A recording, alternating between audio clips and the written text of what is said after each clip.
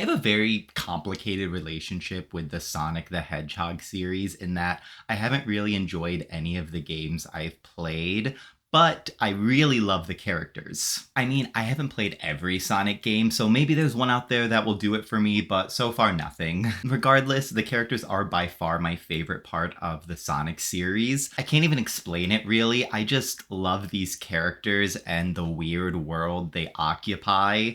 I just don't really like the games very much. I personally would rather watch a 3-hour video detailing the time the current Sonic comic series did a zombie apocalypse story than play, I don't know, Sonic Rush. But imagine my curiosity when I discovered there was a Sonic the Hedgehog RPG, or role-playing game. Take away all the elements I don't really like, the gameplay, and really zero in on the characters while implementing a gameplay system that I have very much enjoyed on many occasions. Of course, I'm referring to Sonic Chronicles The Dark Brotherhood, which was released in 2008 for the Nintendo DS. I've been aware of this game for quite some time and was always interested in playing it. I love RPGs, specifically turn-based RPGs, and it's among my favorite genre of game. But for whatever reason, I just never really got around to it. But now, for research purposes, I have played through the entire game, and I thought it would be fun to present my findings. All the things I liked, the things I disliked, spoilers, most of it, and of course the real-world legal issues that this game caused. And in tribute to the game, this video will be presented in chapters, much like the game itself is. I know this topic is far from fertile ground on YouTube, but I just had to talk about this game because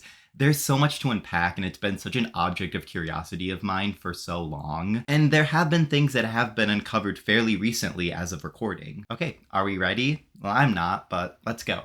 Chapter 1. How did we get here? Of course, Sonic the Hedgehog debuted in 1991 with the release of his self-titled game on the Sega Genesis. Or Sega Mega Drive if you don't live in America, I guess. And the success of Sonic on the system is largely credited with establishing Sega as a viable competitor in the video console market. While the Genesis had its own lane in the 16-bit market for a bit, Nintendo was still stiff competition for Sega, despite not releasing a 16-bit console for 2 years after the Genesis launch, mostly due to the success of Super Mario Bros. 3. And with this, Sega knew that in order to truly compete with Nintendo, it needed to zero in on what made Nintendo so successful in the first place, namely a mascot. Thus, the world was introduced to the one and only Sonic the Hedgehog. Unlike Mario, which featured a more methodical approach to platforming, Sonic was all about speed, baby. He's gotta go fast. And Sonic could do all this cool stuff like turn into a turbo ball and run upside down. How awesome is that? This also coincided with a very aggressive marketing campaign from Sega aimed squarely at Nintendo. Columns free.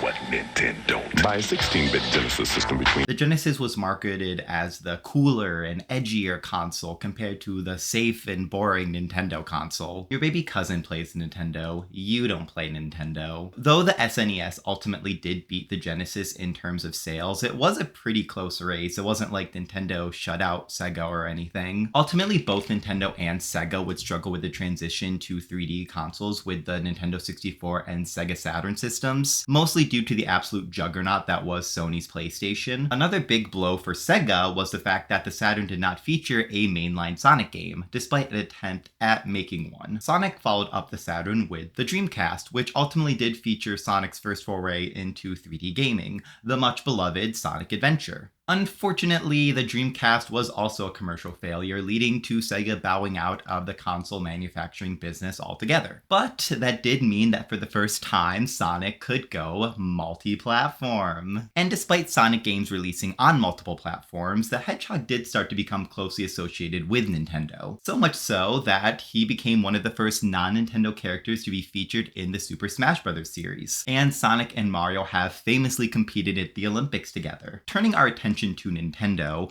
while its home console business has always had its up and downs, its handheld systems were always major successes. This, of course, includes the Nintendo DS, aka the second best-selling system of all time. Naturally, Sonic had to be a part of this with games like Sonic Rush. The DS also had a robust library of RPGs, specifically turn-based ones. Obviously, there was Pokemon, but a couple of Final Fantasy games got full-on remakes on the platform, and there was even a mainline entry of the Dragon Quest series. So with all these factors, we kind of reached a fever pitch for a Sonic the Hedgehog RPG, but who was going to develop this crackpot idea? Well, of course, the answer was one of the most acclaimed RPG developers of our time. Chapter 2.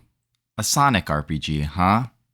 BioWare is considered by many to be one of the most important developers in the history of video games, specifically when it comes to Western RPGs. For a brief history of BioWare, it was founded by a bunch of doctors and pretty quickly made a name for itself with the release of Baldur's Gate, which was a video game based on Dungeons and Dragons. The studio also developed Star Wars Knights of the Old Republic, widely considered to be one of the greatest games of all time. This game will be important for plot reasons we'll discuss in just a moment, so put a little pin in that. 2007 also saw the release of BioWare's Mass Effect, also considered to be among the greatest games ever. It was the first entry in the Mass Effect trilogy, which revolutionized storytelling in video games until it didn't. There was another big thing that happened in 2007 that would forever change BioWare, but we don't really need to worry about that right now, so let's put another pin in that. Now, BioWare is of course well known for its RPGs, but BioWare games have historically been tailored for PCs and eventually consoles, not handhelds. Despite this, BioWare did express an interest in developing for handheld systems. This was back in 2006, so about 2 years before this game in particular was released. The Nintendo DS was flooded with a lot of Japanese RPGs, but not many Western developed ones. So BioWare wanted to use this as an opportunity to show how this kind of RPG could thrive on the DS. Interestingly, however, the Sonic factor of it all didn't really factor in until later in this project's life. And that only came about due to a strange set of circumstances. So as I mentioned earlier, BioWare developed Star Wars Knights of the Old Republic. Oh look, there's that pin again. This game of course uses the Star Wars IP. Star Wars is owned by Lucasfilm, which before being owned by Disney was an independent production company. It had a video game division called LucasArts. I mean, technically it does still have a video game arm, but all it does is license its titles nowadays. Knights of the Old Republic was made in collaboration with LucasArts. Obviously. LucasArts president at the time was a man named Simon Jeffrey. Mr. Jeffrey later moved on to Sega of America.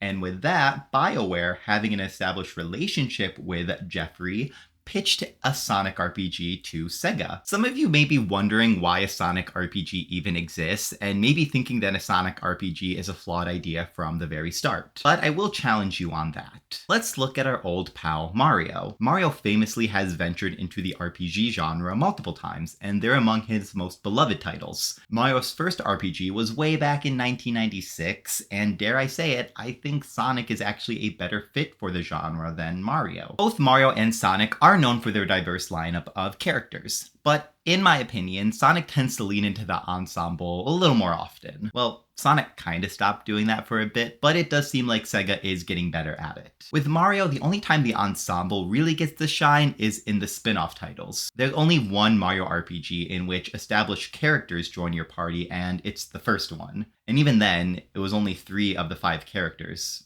One of them was Mario, obviously. And that's fine, I don't really mind that, but I just think sometimes there is a bit of a missed opportunity to really lean in on this large ensemble of characters sometimes. Plus, based on past precedent, Sonic games have focused more on story than Mario games traditionally do. I don't think Mario has had anything that closely resembled the plot of Sonic 06. And speaking of the plot, let's talk about it. Chapter 3. The Plot. After playing the game, I can confirm that it has an incredibly thin plot, but I'm going to do my best to recap it anyway. I debated whether I wanted to talk about this or the gameplay first, but the gameplay section definitely has more meat to it, so let's get the plot out of the way. The game starts off with a bang, and no, I'm not referring to this intro, which is incredible. I love it.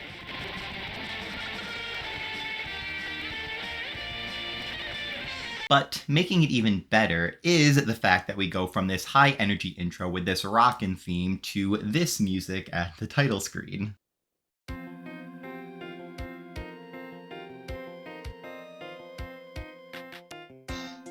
But anyways, we start with Sonic, Tails, Knuckles, and Amy facing off against Eggman, as they're known to do. But this mission is different in that it results in Eggman's death.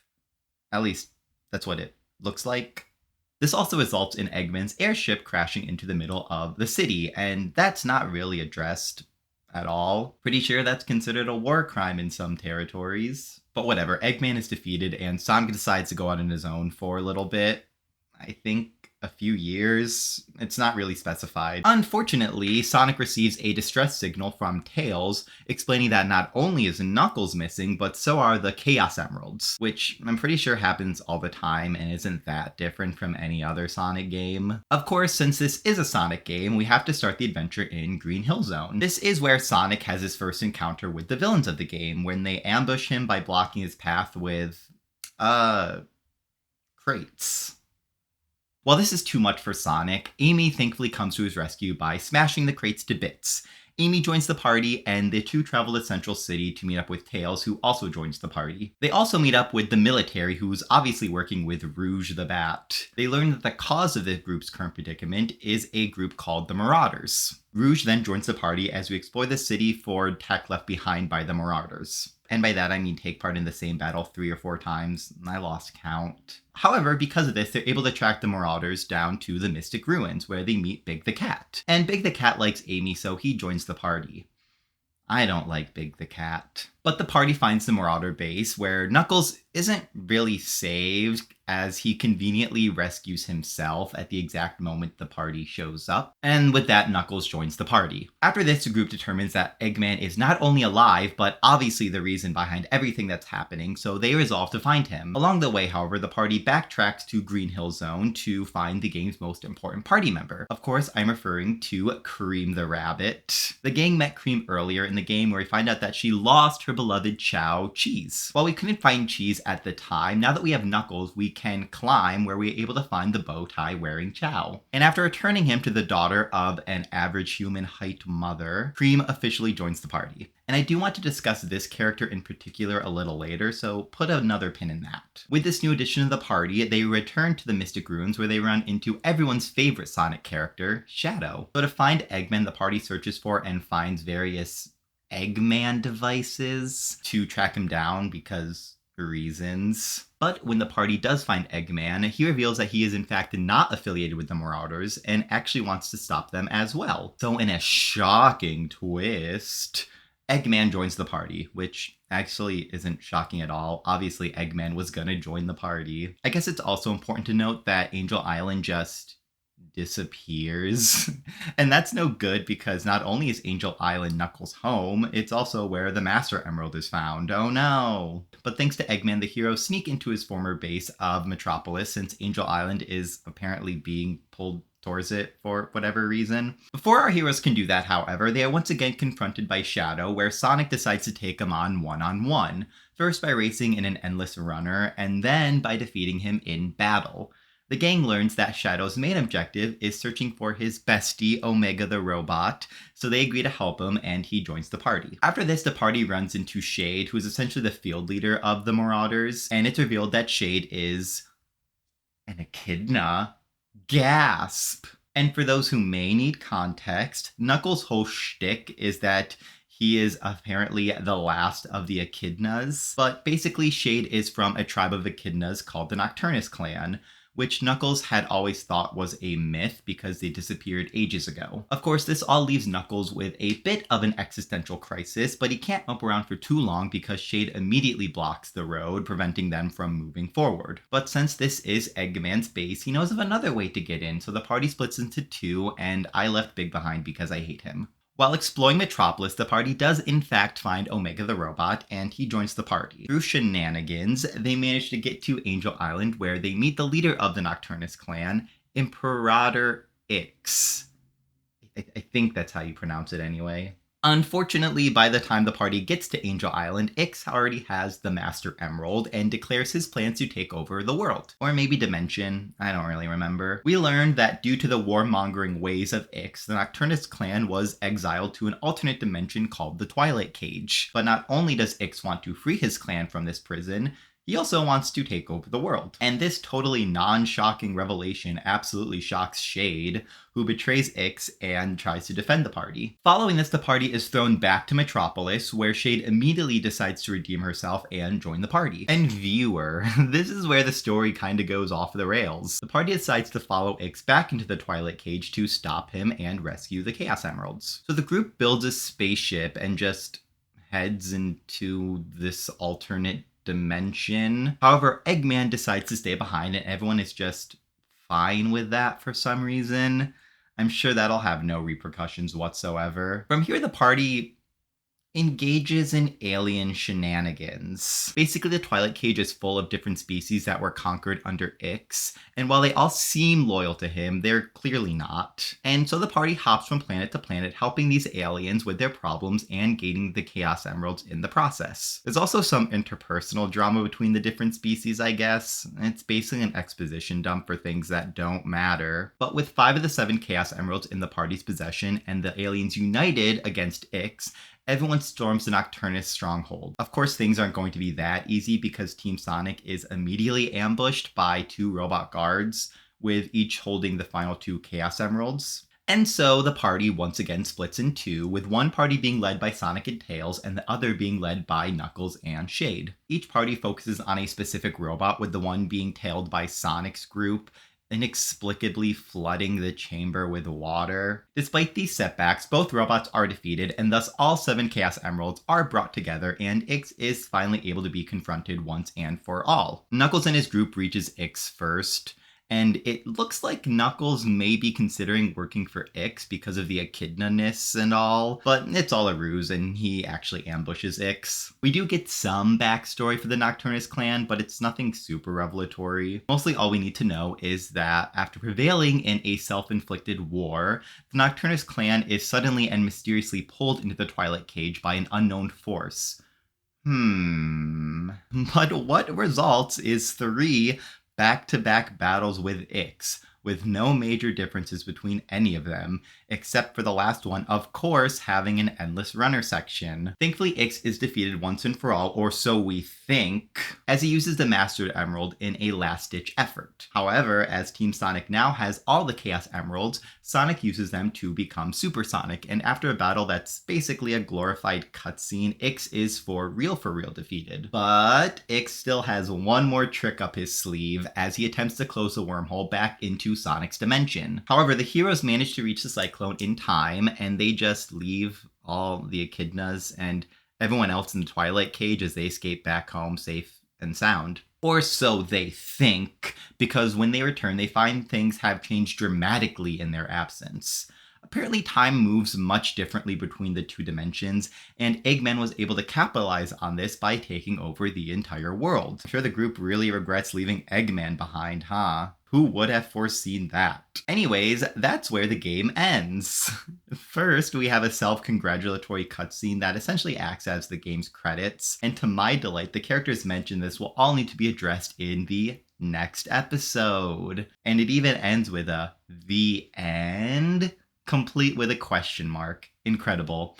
I can't wait to see how this all gets tied up. Anyways, you may have gathered that this is a fairly thin plot. Like, paper thin, which isn't weird necessarily for a Sonic game, but it is weird for a Sonic RPG, I think. I mean, one of the biggest appeals of an RPG is that you tend to get a bigger emphasis on story. It's even weird considering this is from BioWare, who is famous for its deep weaving narratives. And I know this isn't BioWare's A-team working on it, but it is still kind of strange to have such a nothing plot. I know this section has been kind of long, but that's only because I really stretched it out as much as I possibly could. And I know the common thing for RPGs based on established properties is to kind of raise the stakes to make it all seem much more than your average adventure, but the whole final act is really just a bunch of nonsense. All this alien stuff is nothing more than meaningless exposition because we don't get time to learn about any of them. If the team really wanted to set this up and have it be a long-term story, I think a smart solution would have been to introduce all this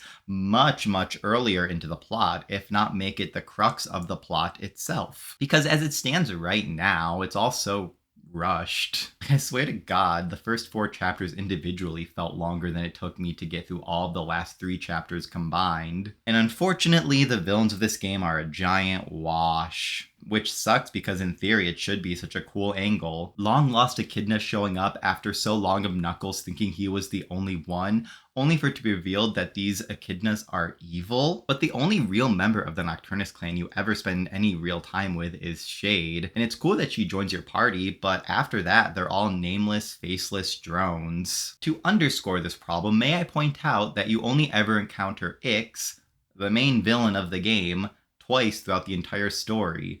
And one of those times is the final battle. I'd expect to connect with and find him memorable in any way if you don't even see the guy. And Ix and Shade are the only 2 members of the clan who have any impact on the plot, let alone the only ones who don't have their face covered, and the only ones who are named. I think if I had my way at it, the Nocturnus clan would be set up like an evil team from Pokemon. You have Ix as the supreme leader, so to speak, with Shade just being one of like 3 or 4 generals. And you fight each of the generals at least once throughout the game. There'll probably be a new addition to the lineup after Shade leaves as well. And when you do face off with them again, they can make some snide comments to Shade about how she defected or gave up on her kind or something. Just something to make the villains of this game feel like they actually matter. All in all, the Nocturnus clan really was the biggest disappointment for me because you learn nothing about them. They don't even acknowledge that they left all the echidnas in the Twilight Cage, let alone all the other species who actually helped them accomplish their goals. Kind of rude, don't you think? I get that there was a bit of a time crunch, and Ix wasn't necessarily defeated, but I don't know. It's a known fact that not all the people in the Twilight Cage are evil. It's just a loose end, which I know is intentional because this was a cliffhanger ending. The good thing about the game is that it is fairly short. It only took me like I think 15 to 20 hours to complete, which is honestly a blessing. I say more short RPGs.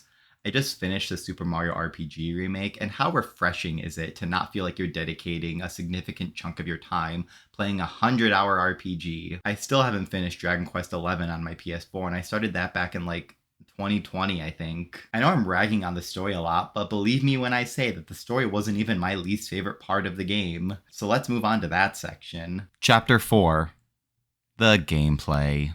So right off the bat, things take a worrying turn because this game is almost exclusively controlled with the touchscreen. Like, I'm being so serious. With one exception, there's no option to control this game with any face buttons at all. Everything has to be done with touch controls. You literally move your character by dragging along the touchscreen. It's basically a point-and-click game, which in theory shouldn't be a knock because I love point-and-click games. I love them so much. But when it comes to this game, the controls were just dreadful. As well, to interact with literally anything in the overworld, you have to tap an icon on the touchscreen. Well, except this is the one exception to the touchscreen only rule. Inexplicably, you can also interact with the overworld by tapping the DS shoulder buttons, but literally nothing else uses the physical buttons, so I don't really understand why this decision was made in particular. I know super early in the DS run, a lot of developers wanted to go all in on the touchscreen, but this was released in 2008. The touchscreen thing was kind of played out at this point. But speaking of interacting with the overworld, the game does employ a mechanic that I find fun in that the party members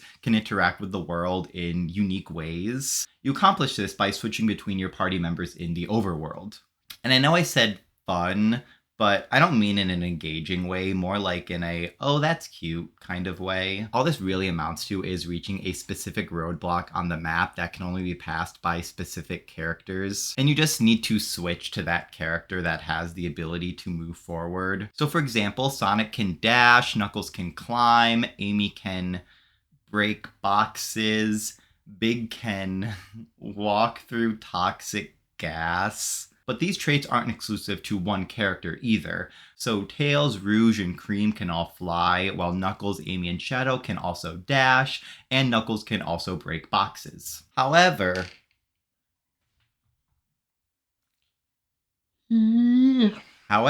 these abilities also have levels, and this is a lesson I learned the hard way on a couple of occasions, because I learned that Amy couldn't break these red boxes, even though she could break these tan boxes. And then I had to play as Big the Cat, because the only other character who has the invulnerability skill is Omega, But even then, Omega didn't have the skill leveled up all the way, so he couldn't pass through all these electricity fields, I think.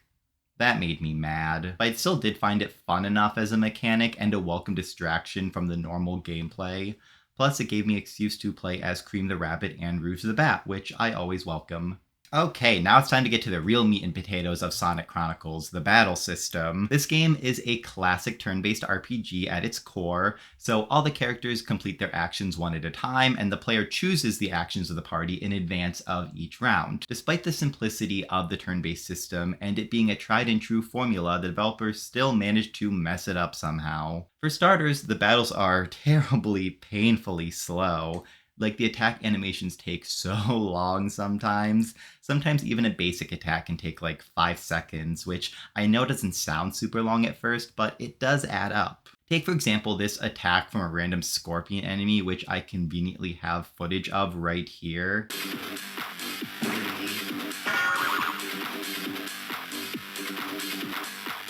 The game also finds the need to introduce every single enemy at the beginning of each battle like it's an opening credits sequence, even if it's an enemy you've encountered many times throughout the game before. Also, attacks seem to miss like 50% of the time. I think a character's agility stat determines the accuracy, and I could somewhat notice my attacks seemingly hitting more frequently as levels grew, but they still kept missing sometimes. I wasted so much of my time playing this game trying to hit basic attacks because sometimes you just don't want to deal with executing a fancy attack command. Not to mention, these attacks require a finite energy source, so it's not always sustainable, but it's unfortunate because the only way to ensure your attacks don't miss is by acing the POW moves, which I guess I may as well talk about right now. All RPGs have some type of attacks that require a finite resource to be used, like MP in Final Fantasy, PP in Pokemon, etc. And rhythm-based prompts are nothing new in turn-based RPGs either. The various Mario RPGs come to mind. But Sonic Chronicles does things a little differently in that it doesn't ask you to simply press a specific button or move your control stick, but instead asks you to essentially play through an entire rhythm game prior to executing a POW attack. Now, these prompts can take the form of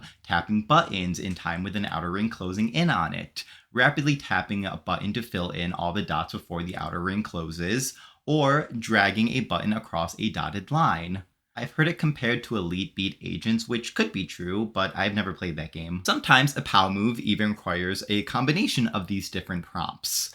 And usually missing a few of the prompts still results in a successful attack, just maybe with less damage. But sometimes you need to ace every single prompt to ensure a command is executed successfully. Take Cream the Rabbit, for example, who is an optional party member, generally designed to act as support for the rest of the party. And would you look at that, it's that pin from earlier. Her abilities include being able to restore HP to all party members, including herself, restore PP for all party members, including herself, and even revive fallen party members. Now, because of the pure power of these POW moves, they naturally require a high difficulty prompts. I mean, high difficulty in the context of this game, because none of this is really that difficult, just annoying. But the point is, if you fail literally any of these prompts for any of her actions, the action fails. Pretty brutal, right? Well, there is a way to circumvent all of this completely, so let's talk about the Chow. The Chow in Sonic Chronicles are its version of equipables or accessories. Each character can be equipped with one Chow, and a Chow can add all sorts of different buffs. The Chow live in Chow Garden, which is very exciting to me, but Chow Garden in this game is just another glorified menu. You don't really get to do anything with it. I love the Chow, despite never having played Sonic Adventure 1 or 2. Don't hate me. I just think they're really cute. Like, I have this Chow charm bracelet. My favorite Sonic character is actually Cream the Rabbit, and I like that her best friend is a Chow with a bow tie. I think that's cute. There are two different types of Chow in this game. First are basic Chow, which are just palette swaps of the standard Chow, and these have pretty standard buffs. Some create an elemental shield, some increase stats, and then there are some that enhance your attacks with a specific element, but I'm also not sure if enemies are conversely weak to certain elements, by the way. But there's also no way, at least to my knowledge, this game doesn't really have a great codex system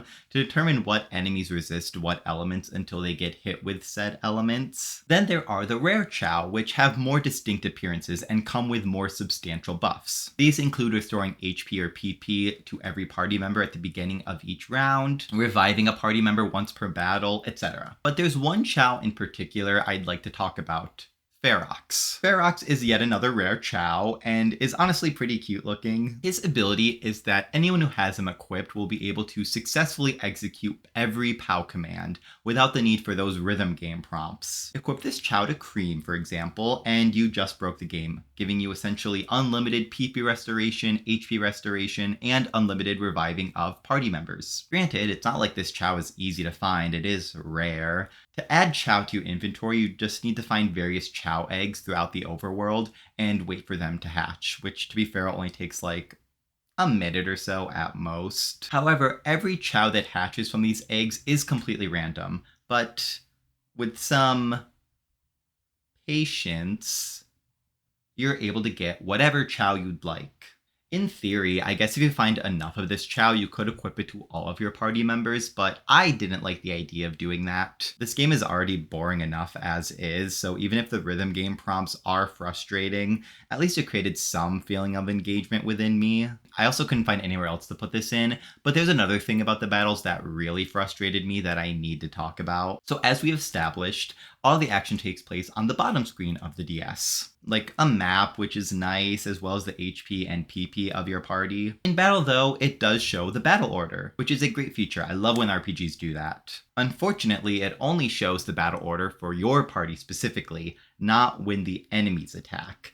So when they attack is actually anyone's guess. For example, you can focus your efforts on the enemy that is attacking first, in the hopes of knocking it out before it gets the chance to attack your party. But here you just sort of have to guess what enemies will attack when, which I don't think I need to explain why that's unfortunate, but I will anyway. So enemies essentially have POW attacks of their own, and much in the way that your party's POW attacks require rhythm game prompts to be successfully executed, these enemy attacks also require the same rhythm game prompts in order to avoid them. And because you don't know when the enemies will attack because it's not displayed to you, you just kind of have to wait and be ready for these attacks and related prompts. And sometimes instead of attacking, an enemy will just start evading, which means that every basic attack towards them will always miss without fail. And so if you're like me and you simply do not want to deal with the power attacks a lot of the time, you're just out of luck. And again, to reiterate, you don't know when the enemy will take its turn, so you can decide to focus all of your attacks on one specific enemy, but then all of a sudden this enemy will just decide to start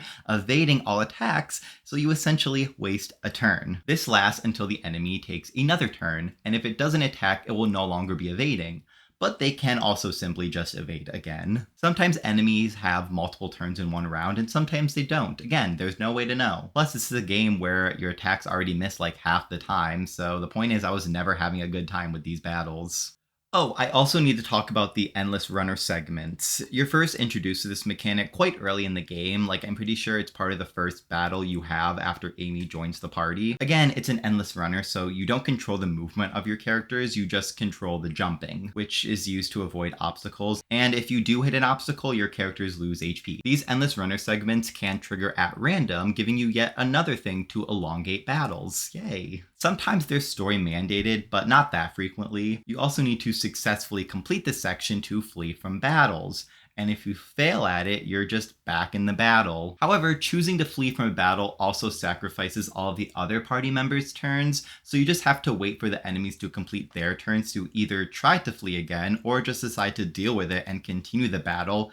And my misery. Oh, and when you beat a battle, you get a letter grade, which has no impact except on your pride. What else? Oh yeah, there's also shopping in this game, which is a common RPG feature. Obviously, as a Sonic game, the main currency is rings. Weirdly enough, though, you can't earn rings through combat.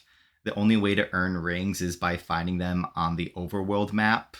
And the rings aren't a renewable resource, so there is a finite amount of currency in this game, which I've never seen an RPG do. I guess you can also sell your items for rings, but that isn't really a sustainable practice. Thankfully, I was able to complete the game without even worrying about shopping because, frankly, the buffs the accessories provide are so negligible, it didn't even make a difference. And thanks to Cream, the only time I really needed to worry about healing items was when the party split up. Finally, there are overworld puzzles which require the use of all 4 characters in your party, but these puzzles are so mindless it's not even worth going into that much detail about them. I think that's about it for the gameplay. Chapter 5. Things I liked. I like the characters a lot. One of the biggest things that sets BioWare games apart is the stellar character work. And no, this is not peak BioWare by any means, but it was the most enjoyable part of the game for me. Sonic Chronicles does a thing BioWare games tend to do where characters chime in and give their input on current events. At first, I thought it was reserved for characters in the party, but that's not always the case. Sometimes characters just speak up, like when Rouge chimes in when the party finds Omega, even though when I found him, Rouge wasn't in that specific party configuration. This game also does the thing where your party has a base of operations, where different party members can hang around and not only give their opinions on current events, but also sometimes offer you quests. That's fun. In true BioWare fashion, you're given different dialogue options, but unlike other BioWare games, they don't truly have an impact on the story, it's all just flavor text. But anyways, there are a lot of character moments I did like. Here are some examples. One of Amy's defining character traits is her obsession with Sonic, and this trait has been lessened in current times, but in this game, it's out there in full force. When you first meet Amy, she immediately goes on about her new boyfriend, Dexter, who's obviously fake, and she keeps bringing him up to show how over Sonic she is. It was delightful. When you meet Rouge, she just starts straight up flirting with Sonic. Amazing. No notes. And this gets Amy mad, and Rouge hilariously brings up Dexter. I love Rouge. There's another moment with Eggman that I forgot to record, but he and Tails are working together, and Tails naturally wants to use non-lethal weapons on the Marauders, which genuinely upsets Eggman. I laughed out loud. The characters were my favorite thing about this game. I also really like the character designs. These aren't super radical redesigns or anything. They're still the same characters we all know and love, but I still enjoyed them. They're given these thick black outlines, which is one of my favorite tropes in character design. You see these designs every time a character does a POW attack. It's very similar to Sonic X, a show which admittedly I've only watched like 3 episodes of. For some reason, however, the character portraits during dialogue sequences have this white outline, like they copied and pasted it wrong into MS Paint or something. But it really wasn't that big of a deal for me. I had much bigger fish to fry. As a whole, this game is really ugly. Just look at the character sprites, especially Amy's. The backgrounds are nice enough, I guess. I think they were also drawn in MS Paint. But the character portraits are nice. I like the Looney Tunes sound effect when you kill enemies. And the same sound effect plays when your party members faints. So it's consistent at least. And every time you win a battle, there's a children's applause.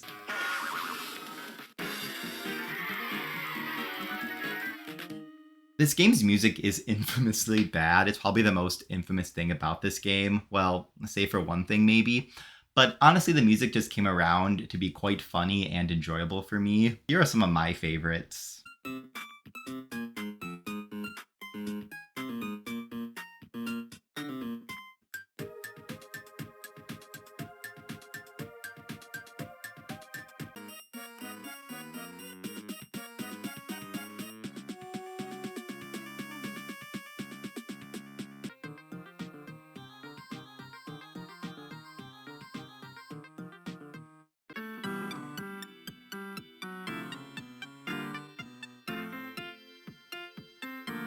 I liked how when Cream faints in battle, her eyes stay open. I think it's funny. I liked how this boy was an item in your inventory as part of a fetch quest. Chapter 6, The Lawsuit. Despite ending on a cliffhanger, over 15 years later, and we have yet to get a sequel to Sonic Chronicles, and we almost certainly never will. There are a couple of reasons for this, actually. First off, this game sold poorly. Now, trying to find actual sales figures on this game turned out to be fairly difficult, but there's nothing to indicate that it sold 1 million copies, maybe not even 500,000. And the situation was especially dire in Japan, where it just sold barely over 2,000 units in its first week.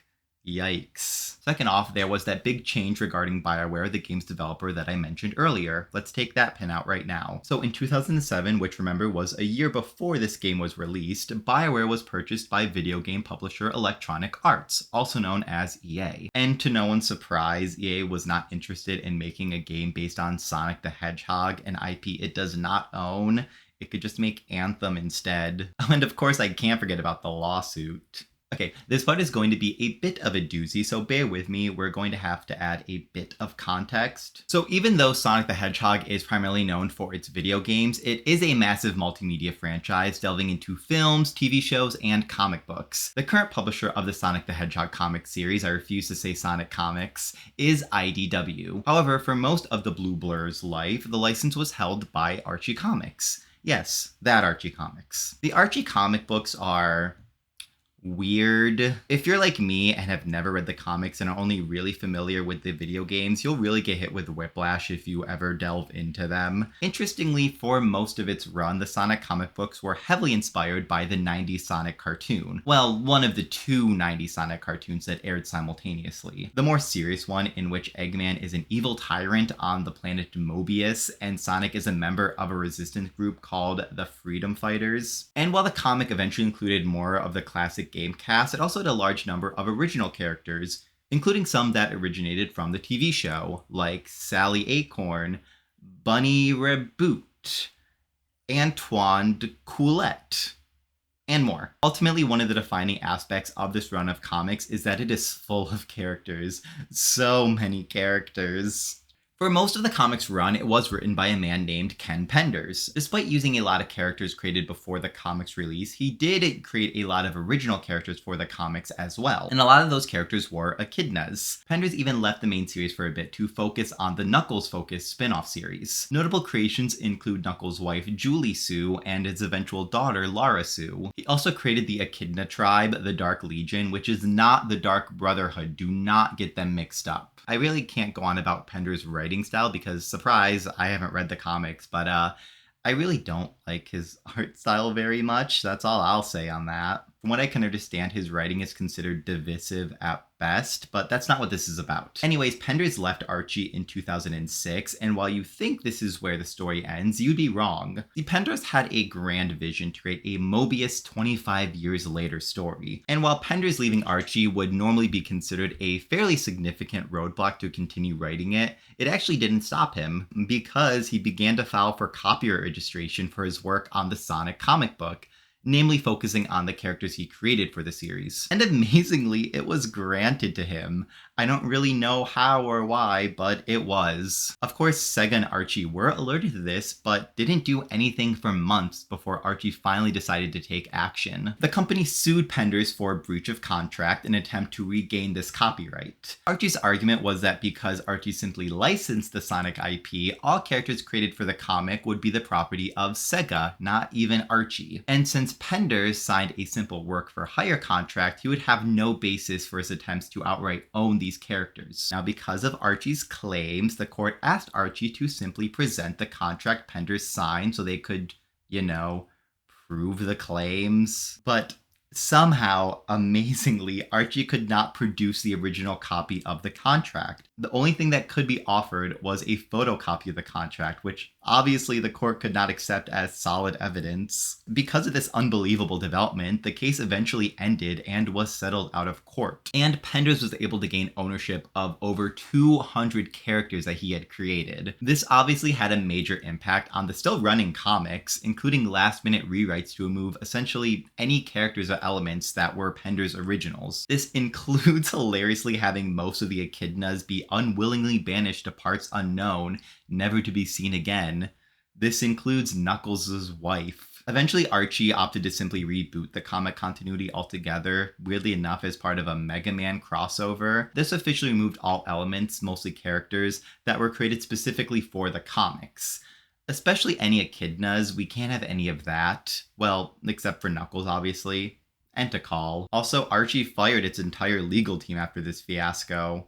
unsurprisingly. But the long short of it all is that Penders now has the ability to freely use these characters in any way he wants.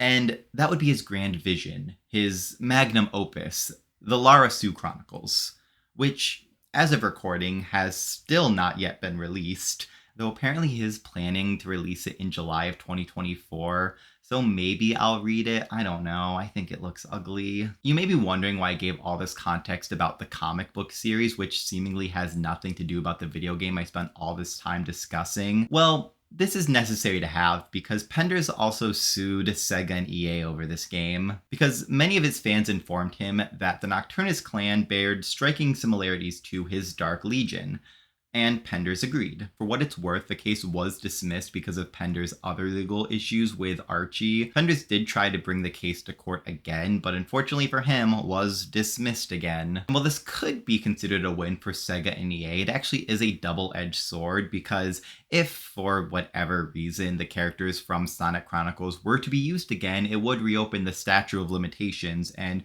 would give Penders grounds to sue for copyright infringement once again. And Penders has threatened legal action on some more recent Sonic projects, so this obviously is a very complicated issue on all ends. Of course, artists, especially those working in the comics industry, are famously not treated great by big corporations. Sometimes they don't even get credit for their work. And I don't want to make it seem like Penders isn't deserving of credit for all the work he did for the comics, especially considering how much of his life he dedicated to it. But I do feel like maybe this was a bit of an extreme action, especially when you consider the long-term effects this had on the comics. Like I said, I can't speak to the comic personally since I never read it, but I can't imagine a hard reboot wiping away decades of storylines and characters going over well with the fan base. It almost never does. Plus, I don't want to be that person. But what did you expect when you signed on to work for a licensed comic for a company that doesn't even own the characters you're writing about? That's not to say I think any of the associated companies responded to this well either. Just kind of ignoring the issue is such a massively misguided move on Archie's part, and did kind of allow the issue to fester into what it became. And don't even get me started on not being able to produce the original contract. That part still gets me. But what happened happened, and Sega and Archie lost all the rights to these characters, and because of the fear of another lawsuit, we'll never get a sequel to this game again. Not that I necessarily would have wanted a sequel, but it still did end on a cliffhanger, so it's the principle of it all. At the end of it all, the real question is, what would have the sequel been? Well, we had no idea. That is, until fairly recently. Chapter 7, the sequel that never was. Before I move forward, this is all thanks to the work of Did You Know Gaming, who actually managed to interview one of the game's lead designers, Miles Holmes, in late 2023. So we all know that the first game ended with Eggman taking over the world, and naturally the game would have picked up immediately from this point, with the party being attacked by Eggman's forces. After crash landing on Earth, or whatever this planet is called, the party is immediately separated, which I would have found fairly interesting. Quite hilariously, the world would have been remade in Eggman's image, including notable landmarks like the Eiffel Tower now featuring Eggman's likeness, which I would have loved to see. Overall, I do find the concept interesting because it immediately puts the heroes on a different playing field, which you could say that the Nocturnus clan and the Marauders were more powerful than the heroes, but in this, they would have explicitly been on the run. Of course, Sonic's team would have worked to liberate the world's population from Eggman's forces.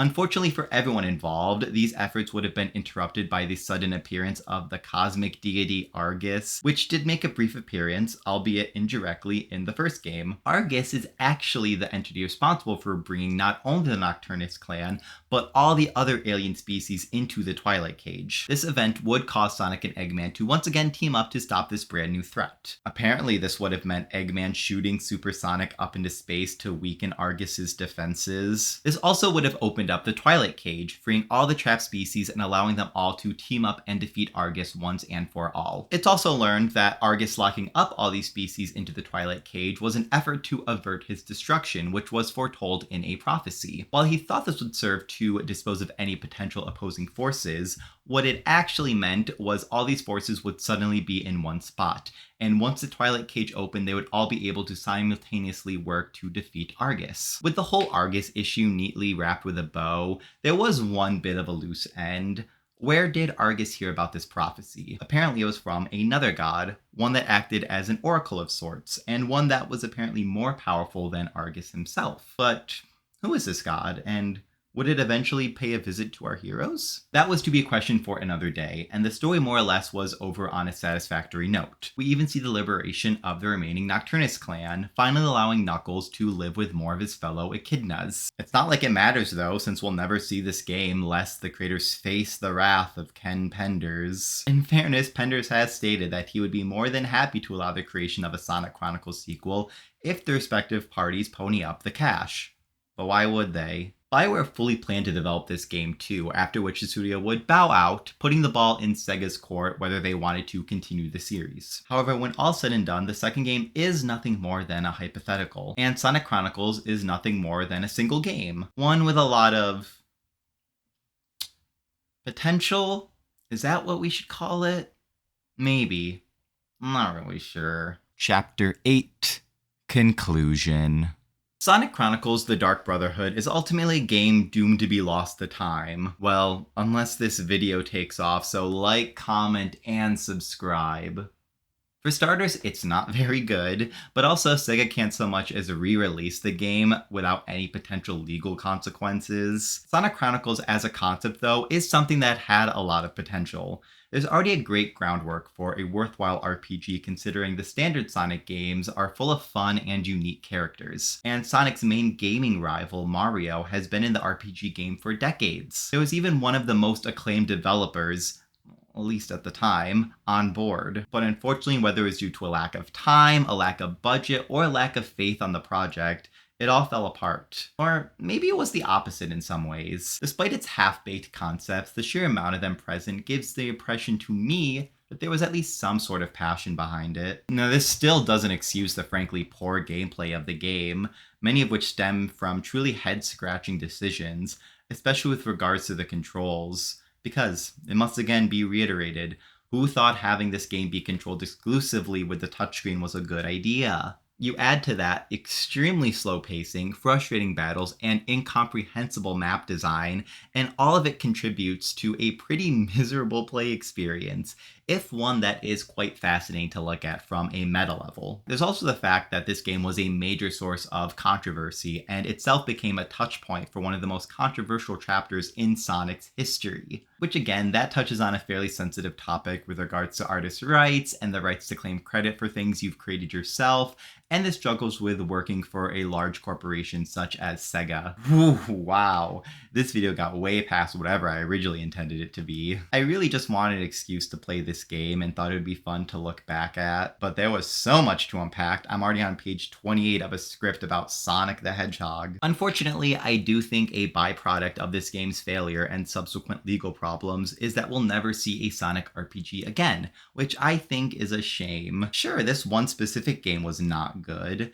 but I don't think the genre as a whole should be dismissed, especially because there are so many other cool characters in the ensemble that could be featured, either as party members or villains. Like Blaze the Cat, Silver the Hedgehog, Bean and his bomb. Hell, why not make the RPG the opportunity to formally introduce Styx the Badger to the main Sonic canon? While recording this, I have been playing the Paper Mario The Thousand Year Door remake on the Switch, and I think the original Paper Mario offers a great example as to what my ideal Sonic RPG would be. While that game did offer a somewhat grander scale to the standard Mario tale with the Star Spirits and Bowser's Star Rod, it really is a traditional Mario tale at its heart, with Mario needing to rescue Princess Peach and the action mostly being restricted to the Mushroom Kingdom. And the cast consists of either established Mario characters or established Mario species. I think a Sonic take on a similar idea would be really cool. No alternate dimensions or cosmic gods, just a standard Sonic story with your standard Sonic cast. Just maybe on a slightly grander scale. Maybe they could pull a Sonic Heroes and have Metal Sonic be the big bad and have some crazy transformation at the end. This would also allow Eggman to join the party as well, if that's something the team wants. So you hear me, Sega? Get on it. You already own Atlas, which focuses on making RPG, and I think what better idea than have them handle a Sonic RPG. Give the game its own distinct visual style, maybe something storybook-esque. Call it, Sonic Adventure. No, Sonic Story, Crafted Sonic. We'll workshop it. I genuinely think the only way for me to enjoy a Sonic game would be it to be an RPG. And they mess that up too.